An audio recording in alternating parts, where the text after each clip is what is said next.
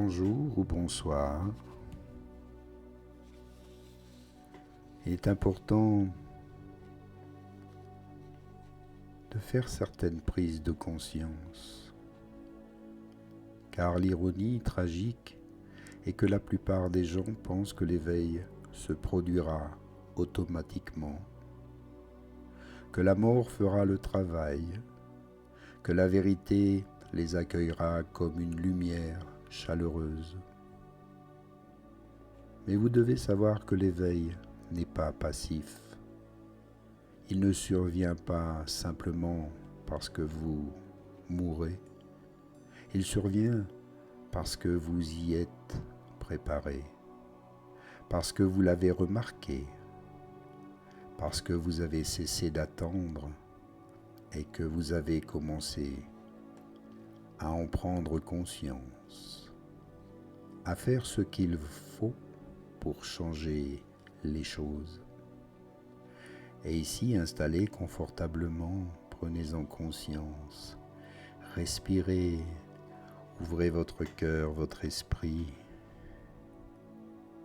Ne dépendez plus de la fatalité. Vous avez l'occasion ici de changer les choses, d'en prendre tout au moins conscience. Personne n'a été condamné. La plupart des gens ne sont simplement pas prêts. Et c'est un problème bien plus urgent parce que les âmes qui ne sont pas prêtes ne souffrent pas éternellement. Elles ne font que retarder les choses. Elles retardent la guérison, elles retardent la croissance. Elles le retardent parce qu'elles pensent qu'elles ne sont pas dignes. Mais simplement elles manquent de pratique en matière de prise de conscience. Et dans l'économie vibratoire et l'au-delà, la conscience est la monnaie. C'est pourquoi Edgar Cayce a donné des avertissements et non des prédictions, non pas pour effrayer, mais pour vous secouer, pour nous sortir de notre transe, parce que la plupart des gens passeront toute leur vie sans jamais se demander qu'ils sont au-delà de leur rôle.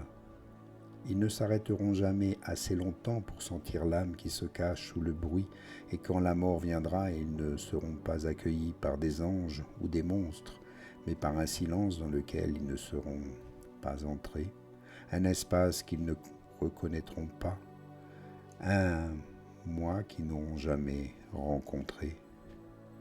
La bonne nouvelle, c'est que la préparation n'est pas une question de perfection, c'est une question de volonté. Il s'agit de poser dès maintenant les questions que vous ne pouvez pas vous permettre de retarder, telles que « Qui suis-je derrière l'image ?» Portez-vous ce qui ne vous appartient pas. Quelle blessure ai-je normalisée? Quelle partie de moi-même ai-je réduite au silence? Car si vous ne vous posez pas ces questions maintenant, vous serez obligé d'y faire face plus tard dans un contexte beaucoup plus difficile à gérer.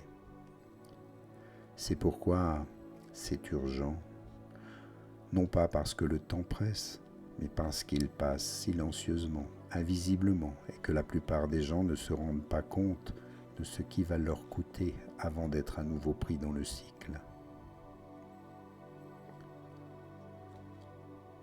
Edgar Cayce n'a pas passé sa vie à mettre les gens en garde contre la mort, il l'a passé à essayer de les réveiller à la vie, car l'au-delà, selon lui, n'est pas quelque chose qui vous attend.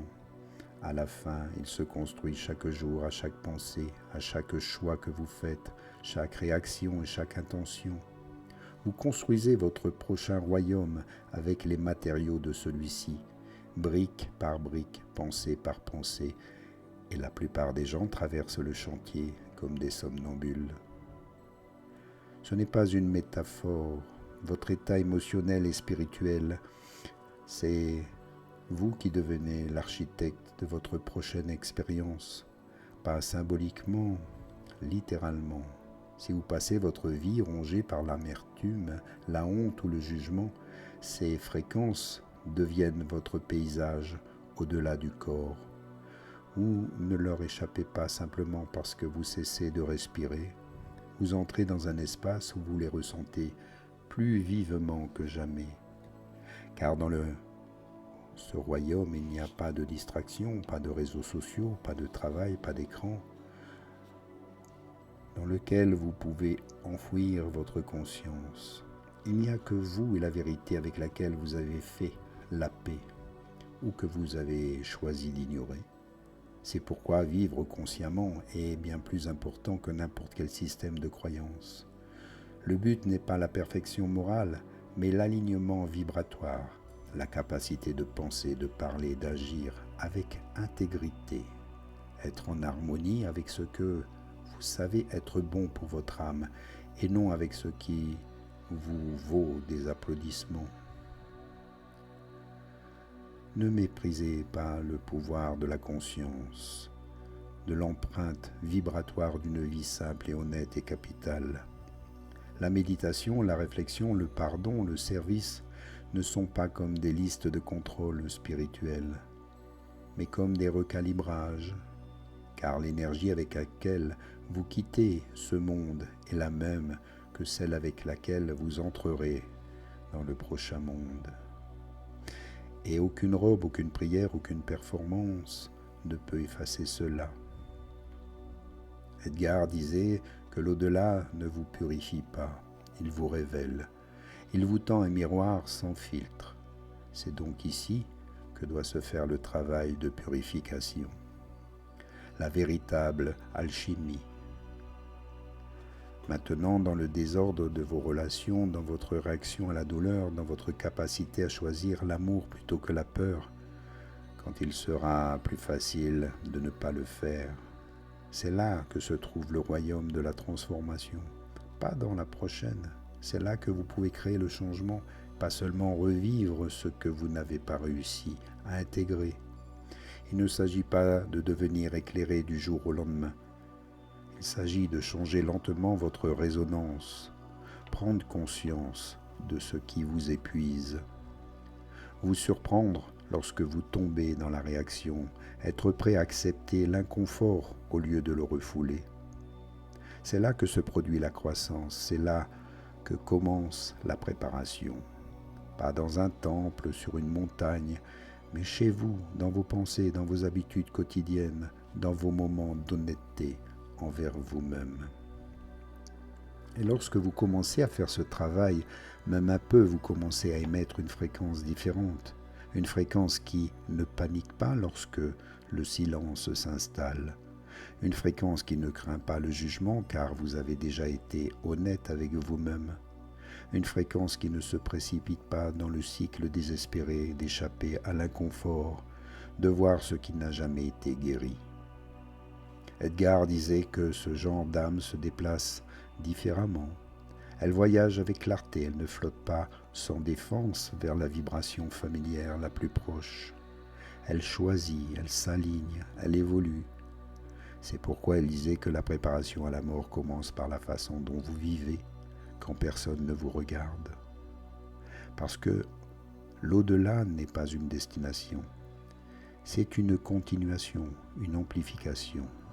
Et si vous voulez rencontrer cette version amplifiée de vous-même en paix, vous devez rencontrer la version actuelle de vous-même avec honnêteté. N'attendez pas un diagnostic, une expérience de mort imminente ou un signal d'alarme cosmique pour vous forcer à agir. C'est à vous de vous réveiller ici et maintenant. Et commencez dès maintenant à changer une habitude aujourd'hui. Car le monde dans lequel vous entrerez n'est pas créé pour vous, il est créé par vous. Et ce que vous êtes en ce moment, c'est ce dans quoi vous allez entrer. Cette révélation a été enterrée non pas parce qu'elle manquait de vérité, mais parce qu'elle en contenait trop. Edgar Cayce n'offrait pas une spiritualité confortable, il ne livrait pas de métaphores poétiques ou de douces promesses sur les anges et la paix. Il vous donne simplement les mécanismes bruts de ce qui se passe quand vous mourrez. Et puis encore toutes les institutions fondées sur le contrôle. Expliquez comment tout ce qui se passe ensuite est créé par vous et non décidé pour vous. Aucune doctrine ne pouvait vous sauver, aucun prêtre ne pouvait vous absoudre, aucune tradition ne pouvait vous protéger de la seule force qui façonne tout au-delà du corps. C'est votre propre conscience. Chaque peur incontrôlée, chaque mensonge qu'il se raconte, chaque acte d'évitement n'est pas seulement une erreur morale, mais un avertissement énergétique dans la prochaine version de la réalité dans laquelle vous allez entrer. Doucement, au début, puis d'un seul coup. Il ne vous a laissé aucune excuse. Soit vous vivez éveillé, soit vous vivez en boucle, soit vous portez la clarté, soit vous portez le poids du karma. Et lorsque le corps disparaît, que les masques se dissolvent et que le bruit de ce monde s'éteint, tout ce qui reste est ce que vous avez construit avec vos choix. Il n'y a pas de jugement après la mort, car le jugement a déjà lieu en ce moment même dans votre système nerveux, dans vos rêves, dans vos réactions face aux défis, dans votre volonté d'écouter la partie de vous qui sait ce qui est réel, même lorsque cela vous terrifie. Et c'est ce que Edgar Cayce voulait que vous reteniez. Vous n'êtes pas ici pour être parfait, vous êtes ici pour vous souvenir, pour vous réaligner, pour revenir à la vérité qui a été enfouie sous le bruit de la survie. Vous n'avez pas besoin de fuir la vie, vous devez simplement l'affronter pleinement, honnêtement, sans les filtres qui vous maintiennent dans l'engourdissement, la soumission et l'oubli de votre propre pouvoir. Prenez-en conscience. Personne n'a le droit de vous contrôler, de vous manipuler. Vous avez le choix. Vous pouvez changer, modifier votre karma ou le cesser. C'est vous qui avez ce pouvoir. Alors prenez-en conscience. Merci à vous pour ces belles méditations, ces prises de conscience qui nous font évoluer chaque jour. Namasté.